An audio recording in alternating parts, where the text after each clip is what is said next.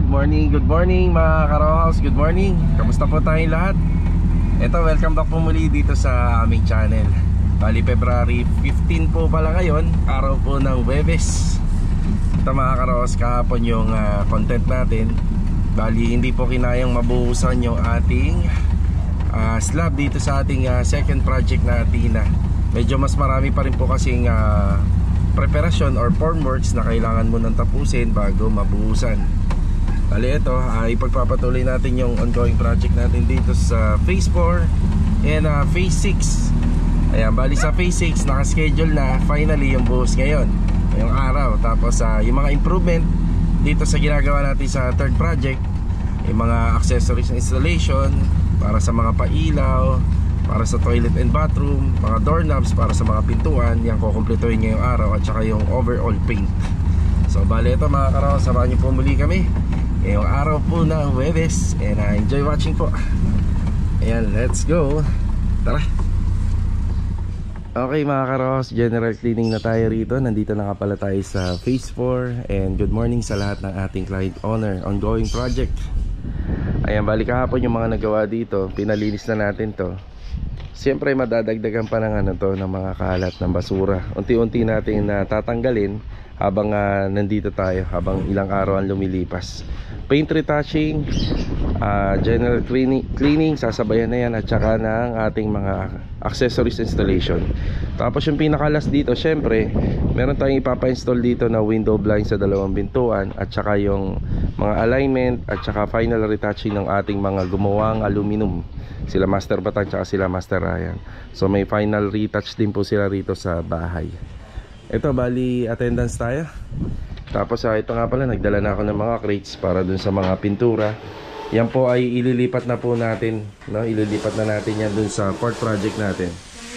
Ayan, nandito si Kuya John. Good morning po Kuya John, good morning. Good morning po sa inyo lahat. Yan, good morning, good morning. Nagkape ka na ba? Para tayong nakainom Kuya John Nakainom na kami kagabi. Kagabi. Konti pa. Yan, si Master Jojo, good morning, good morning, good morning. Yan, good morning Kuya Dito, good morning. Magandang umaga bayan. Good morning. Yan, Louie, good morning. Good morning. Ayan, bali ito si Louie. Yan yung mga accessories na kinakabit niya. Tapos dito naman gagamitan natin ng L bracket. Heavy duty yung L bracket natin para rito sa ating shelves. Ayan, shelves para rito, dalawang layer. Yan yung nakikita nyo sa drawing, inuumpisa niya na pong butasan yung ating tiles. Ganito po yan. Yan, retouching, masilya, hanggang sa matapos dito syempre. Tapos ilan sa mga accessories kagaya nitong lever type doorknob para rito sa pintuan. Yan, kakabit na rin ni Master Jojo. Pati dito naman sa main door, yan, papalitan po ng bago to. Bago, tapos bagong lock set na rin. Yan. Tapos dito may mga pinakakabit si Sir. Nasa akin yung mga secret na sekretong mga barrel bolt na hindi na natin papakita sa video. Sa final na lang. May konting masilya rito ng konti. Kuya, pag hinabol mo yan, baka mabiyak yan kuya ha. Hindi naman. Konti lang. Okay, sige, sige. Okay. Yan, bali may kulang pa kasi rito sa mga paint. Yan, bali yung sa paint dito, yung sa hamba, bubuhayin lang po yan. Yan lang na may sikreto niyan. Inubuhay lang yan para kapag nakasara yung pinto, may framing siya, maganda pa rin tingnan. Yan. Tapos may mga panghuling mga installation dito, kagaya nung sa wall pan, pero bracket lang muna yung ikakabit namin dito. Tapos yung sa terminal ng ating internet, ayan, nakaabang lang. Ayan, bali rito sa TV cabinet, wala na kayong makikita linya. Sasuggest ko na rin kay client owner na magpakabit na kagad ng internet habang nandito kami para ma-assist namin yung magkakabit. So itong pulang wire na to, yan po yung hihilain ng kable para dun sa taas, para nakatago at hindi naka-expose yung mga kable ng internet. Yan din yung mga nagawa kahapon sa wall fluted panel. Yan, range hood meron na, may pailaw na tayo sa overhead cabinet. So ayan, nagbablog tayo, hindi maikabit ni Louie. Sige B, pwede na. Yan, magbubutas si Louie, medyo maingay. Yan, dun tayo sa Phase 6. Yan, let's go. Okay, dito naman tayo sa first project natin na Athena. Halos natapos na yung mga plastering dito. Halos kompleto na. Yan. Yung ginawa rito sa design ng ating wall cladding dito sa exterior. Tapos yung 4 na poste natin. Yan. Check natin dito kung meron na. Yung meron na rin dito. May palitada na rin. Ayan na yung forma ng harapan ng bahay. Siya nga pala mga karos, yung mga pinadadagdag sa amin dito, may improvement po itong harapan. Magkakaroon po siya ng roofing, magkakaroon po siya ng bubong, may installation ng tiles sa second floor, yung pinaka flooring nya, pati yung toilet and bathroom. Yan, meron ding design na wall fluted panel at saka yung improvement na staircase. Ayan po yung mga madadagdag. Tapos pinag-iisipan pa ni sir kung ano-ano pa yung mga pwedeng gawin, pero hanggang doon lang muna. Then may overall paint dito sa extension. Yan, simpleng pintura lang, neutral lang para sa mga pader. Matrabaho rito yung pagmamasilya. Kita nyo yung haba, oh. Ang daming mamasilya.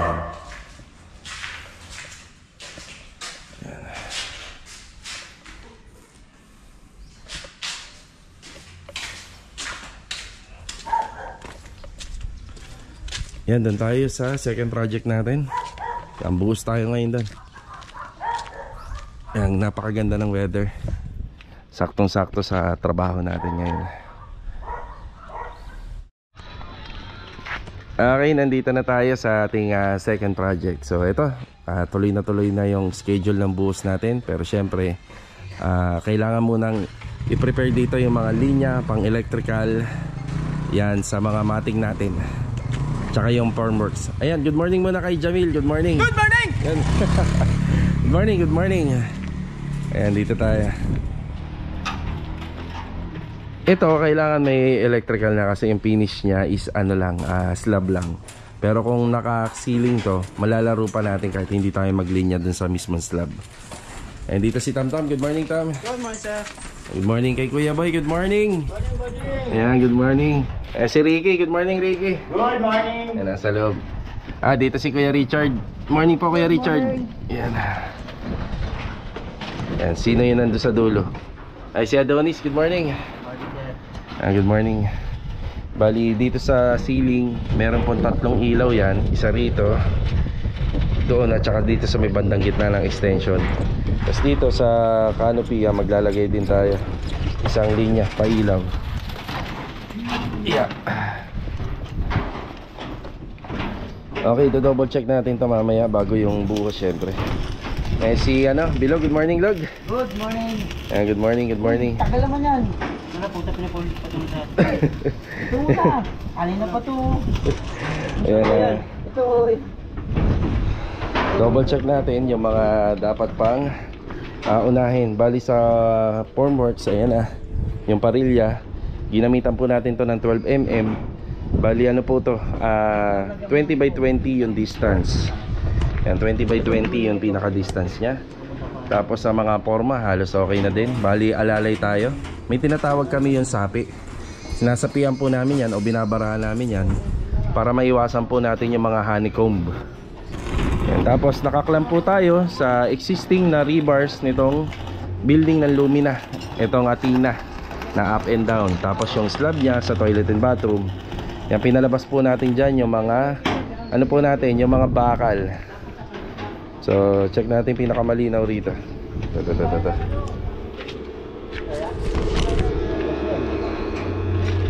Yan, bali sininsil natin yon. After masinsil yung ating mga rebars dito, i-cleanam natin para kapag ka nabuhusan matibay po siya. Tapos dito inilagpas namin ng more than 10 cm, siguro mga nasa 15 cm to, para yung slab natin kapag natuyo after curing time, nakapatong siya.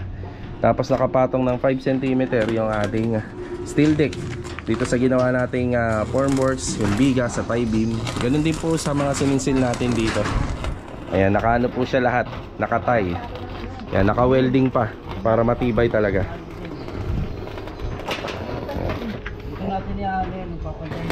Ayan, maglalagay na tayo ng junction dito para sa ilaw. Itong 2 tubo na nakikita nyo, madalas na namin itong ginagawa sa ibang mga project namin dito na nakaslab.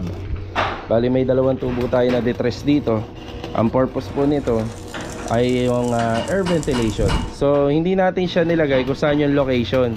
Nilagay lang natin siya kung saan yung gilid Kapag nagpatapos to si ma'am ng kanyang project dito sa bahay niya, maglalaro na yan sa kisame kung saan dapat itap po yung sa exhaust fan. Bali yung exhaust fan nandito yan sa bandang gitna, pero hindi namin nilagay yung tubo doon para just in case balang araw nagpa second floor siya, yung mga linya nasa isang area lang, hindi na mag-a-adjust yung may-ari.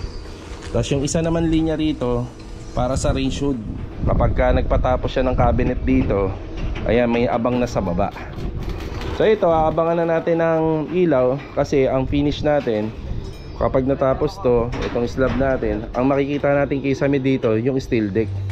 Tapos receptacle valve lang yung gagamiting ilaw muna. Tapos meron tayong floor drainage dito, isa, kaya nakalawit yan. Siyempre floor drain. Doon din kaya nakalawit doon, may floor drain din. Tapos dito kaya nakalawit yan, yan nga po yung magsisilbing air ventilation.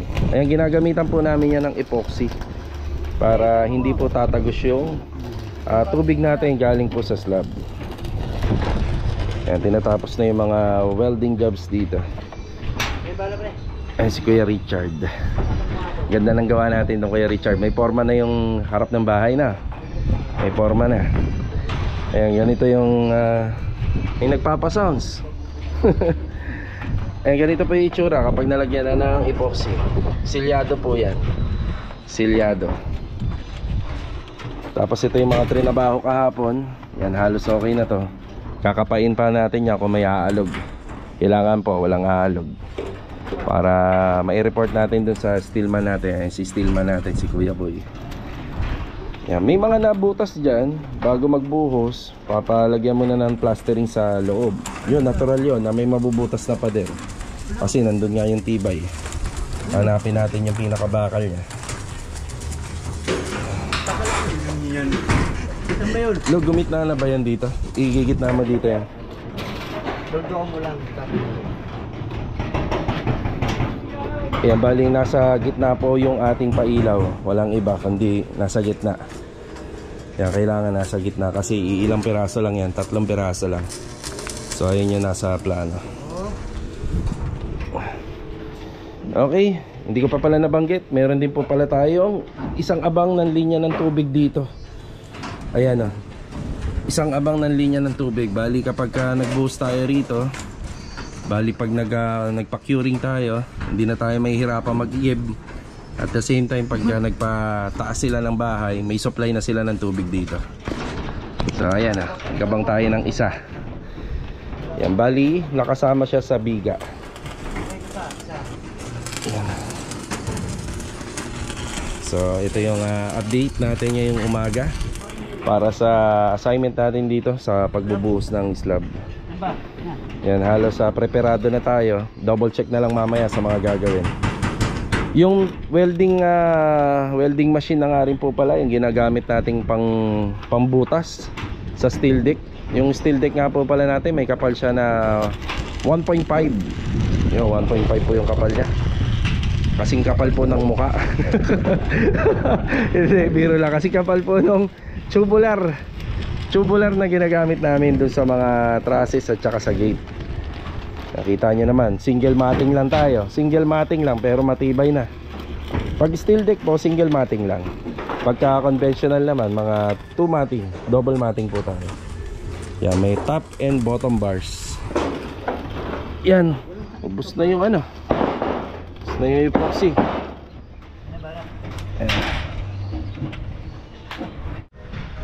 Okay, start na sila ng buhos dito. Siyempre yung uunahin natin dito yung mga poste. Tapos yung isusunod natin yung mga biga. Kasabay na noon yung ating pinaka-slab. So ulitin ko, dun nga pala sa ganyang pamamaraan, steel deck. Steel decking, wala po siyang sahara na nilalagay. Hindi po tayo pwede maglagay ng sahara dahil kakalawangin po siya kagad. Wala pong sahara. Tapos dito sa mga panukod natin, na-inspect na natin to, kulang na lang dun sa dulo. So hindi ganun kadami yung panukod kapag ganito steel deck kasi pinaka steel deck niya nag-ano na rin po yan eh. Naggagawa na rin po siya ng sarili niyang foundation pagka ganyan. Bali yung pampatibay dyan, syempre yung bending niya at saka yung pinaka joint lock niya. Tapos nakapatong po yan sa ginawa nating biga. Kaya doon pa lang, meron na siyang suporta. Tapos doon na lang, may kulang pa tayo para sa tukod. Yun na lang, sa dulo.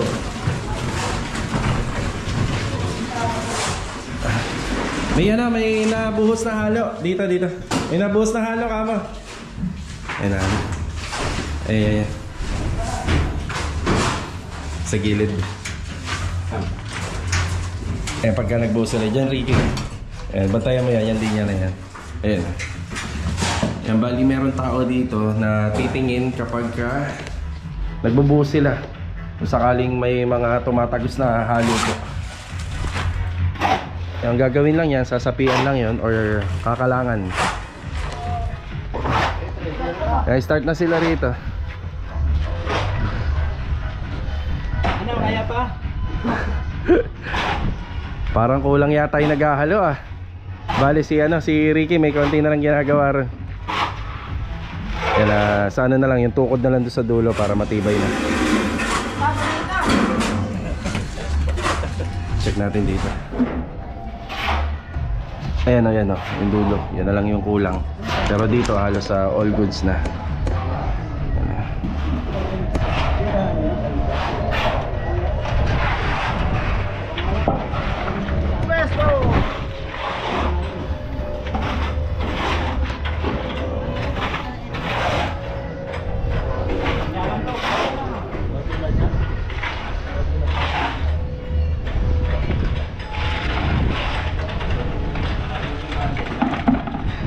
Punong-puno yan ah. Kaya ba? Kaya yan? Punong-puno. Tama lang. Baka maaga kayo manghina niya, no? Punong-puno yung ano.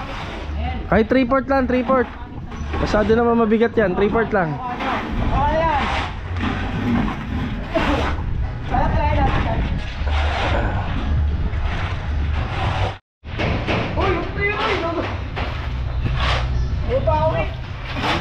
Nabawi ah. Lalo tayo bumabay yan pag pinagpapalala. Ay, may rota mo.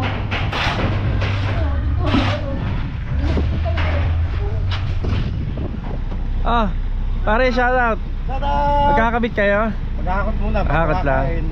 Balik kami ulit. Pre, padaanan nandun sila Jojo. Kila Mama, ha? Gege. Ayan na nga po pala yung pinagagawa natin. Aluminum kitchen cabinet kila Master Batang para doon sa port project. Yan, tinatanong muna natin kung magkakabit ba sila. Kasi ano po yun, pag nagkakabit sila ng mga aluminum, binabantayan po natin. Yan, nandun din po tayo. Opya. Bali, ito mga karos, kukunin po natin yung pagkain ng tropa dun sa Phase 6. Nagpaluto ulit tayo ng makakain. Ayan, para hindi na po sila uuwi ngayong tanghali.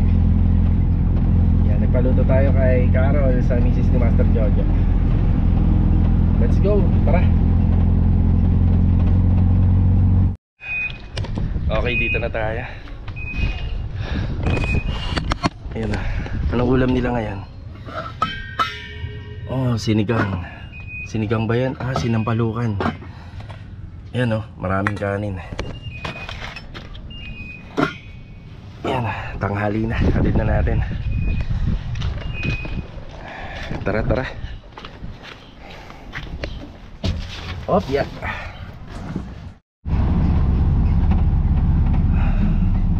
Nasa Phase 6 na ulit tayo. Kaya nagtatrabaho pa rin sila. Tanghali na, break time.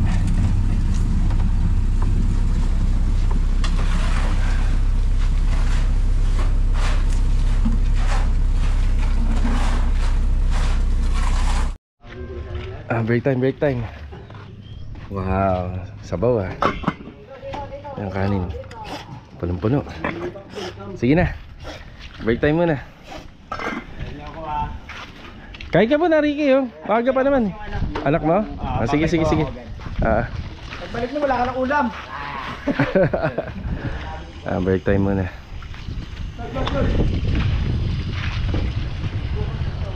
Mga karos, kakatapos lang po natin na mananghalian. Babalik agad tayo sa site. Pupuntahan po natin sila Master Batang. Nakasalubong natin sila kanina. para po doon sa installation ng ating aluminum kitchen cabinet. So i-double check po natin yung mga kinakabit po nila ron, tapos magbibigay na rin tayo ng update mamaya para naman doon sa buhos natin dito sa project sa Athena, yung ikalawang project natin sa Athena Phase 6. Ito mga karaw, shoutout muna kay Sir Oliver Payton from Denmark. God bless po sa inyo dyan and ingat palagi. Also shoutout na rin kay Sir Bebot Labayen from Philinbes dito po sa may bandang Belvedere. Yan, God bless, ingat po palagi. So para mga karaw, tara, bigay tayo ng update. Let's go! Ayan mga karaos, balik tayo rito sa Phase 6. So natapos na po yung buhos dito. So update tayo. Okay, yung ginagawa na lang po ng ibang tropa, yung ilan sa kanila lumipat na doon sa ibang ongoing project natin. Tapos si Tamtam dito, tsaka si Kuya Boy, pinagpapatuloy po nila yung pag-aayos ng linya. Yan, yung linya po ng ating floor drainage at tsaka yung sa septic.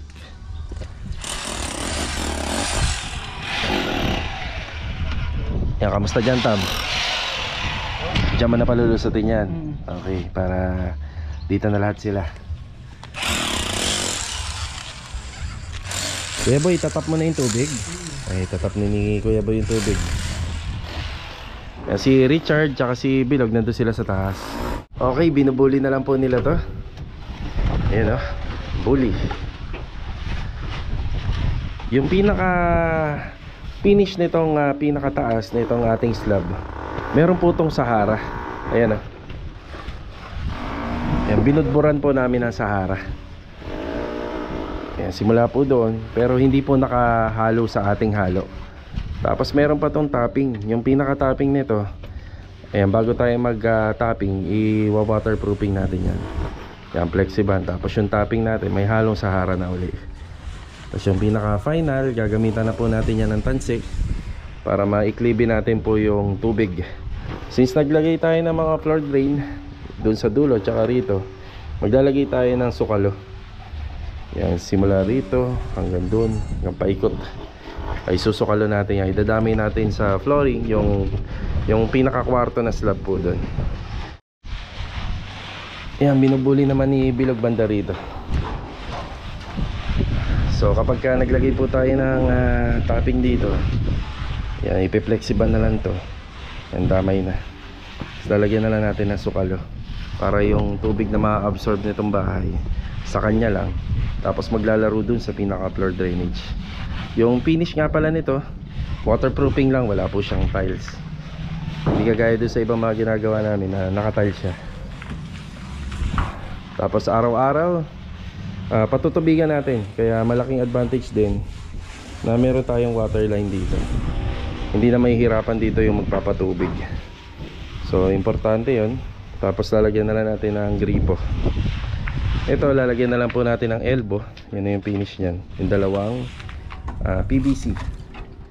Yan yung dalawang PVC na yan. Tingnan mo si Bilog. Log, mag-ingat ka dyan, Log, ha. Kita mo, oh. Okay, bali ang details, nakailang simento tayo. Bali naka 18 simento po tayo. Bali dito mga ka-row house 2x6. Tapos doon naman 2x 2.5. Ayun, 2x2.5 kasi ito isa 4.5 meters.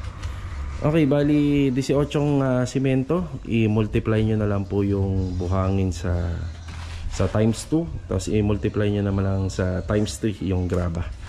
Yan, ang halo po niya is 1, 2, 3. Yung 18 times 2, then 18 times 3 sa graba. Yung times 2 sa buhangin. Yan, tapos hindi po tayo naglagay ng Sahara. So yung Sahara, binudbud na lang po natin dito nung ma-finish, kaya medyo maputi. Ngayon, kapag binubuli na, bibisikan ng tubig, mag-spread na po yan. Kaya kapag natuyo po siya, may waterproofing content siya, pero sa ibabaw lang. Pero hindi pa doon nagtatapos. Kapag nagtapping tayo, pag slab may mga tapping yan. So pag nagtapping, doon na tayo maglalagay ng Sahara. Yan ang update natin dito. Ayan mga karos, nandito naman tayo sa ating port project. Ito yung project natin na habang lumilipas yung ilang araw ay paganda ng paganda. Ayan o. So ilang araw nga lang din po pala ang walang pumesto rito, bali kahapon at saka ngayon. Pinauuna muna natin yung mga aluminum. So nandito nga po pala yung grupo ni Master Batang. Meron nga po pala kaming papakita sa inyo, bali bago sa project namin na gumamit po kami ng wood look. So wood finish, yan, wood finish aluminum. So ito po siya. Ayan. Bakit niya ba binabalatan ko pa to? Pwede ko naman ipakita yung loob. Okay, pasok tayo. Tara. Ito nga po pala yung isang nagawang bed frame. Bali, pinag-iisipan pa ni ma'am, parang ipina-final niya na baka isa lang na lang yung ipagawa niya. Isa na lang pala. Kaya yung ibang mga bakal dito na nabili ko nung una, pinull out ko na. Pwede naman po namin kasing magamit yun sa ibang project. Baka isa na lang, tapos dito sa inner na kwarto, baka gumamit na lang po sila ng sofa bed. Ayun po. Yung sofa bed. Tapos hindi na yata gagawin namin sliding yan. So, doon sa unang plan, ano yata kami? Swing door na lang din. Okay, kinabit na yung screen door dito. Screen door natin, bali ang tawag nila dito is brown. Brown daw sa kanila to. Pero pagka tiningnan nyo, black. So, ganoon naman sa lahat ng ginawa namin. Full screen pa rin. Yan, full screen, kompleto siya. Meron siyang pihitan para sa lock. Meron din disusi. At saka door closer, yan meron, para hindi po biglang hahampas yung pinto. Yan, kontrolado. Yan, nandito yung grupo nila Master Batang. Ayan si Master Batang. Shout out! Ayan tsaka si Master Ryan. Iyon yan, may kasama rin sila rito, isa. Ayan. Pakita ka! Kaway! Okay, so ito yung topic natin today. Ano nga ba itong kinabit nila?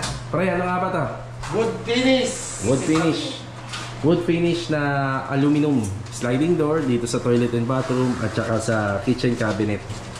So ganun pa rin yung style and design na iba yung kanyang texture. Lakas makayaman ito pare. Hindi talaga. Oo, lakas makayaman kasi mayaman yung presyo. Pare no? Tama na. Yan.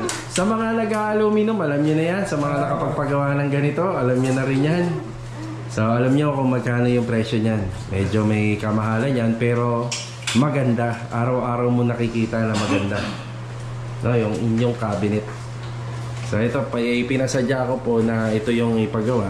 Kahit medyo pricey ito. Yan, may pinasadya natin. Dahil ito yung babagay sa bahay nila ma'am.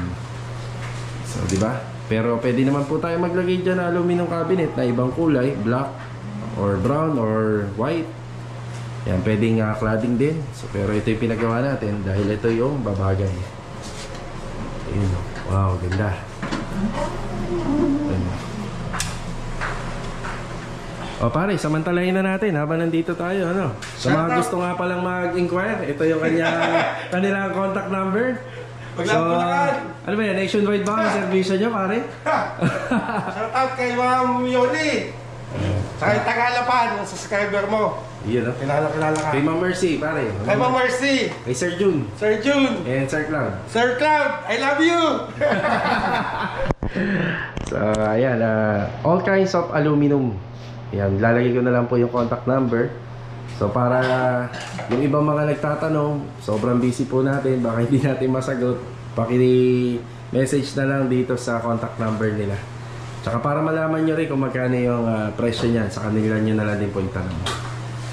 Yan o, wood finish sliding door. Tsaka aluminum kitchen cabinet. Ayan o. Bali, binagay nga lang po natin dito sa ating finishing. So sa motif color natin, may pagkamahogany. Ganun din po yun sa aluminum kitchen cabinet. Pakaganda nito kapag natapos.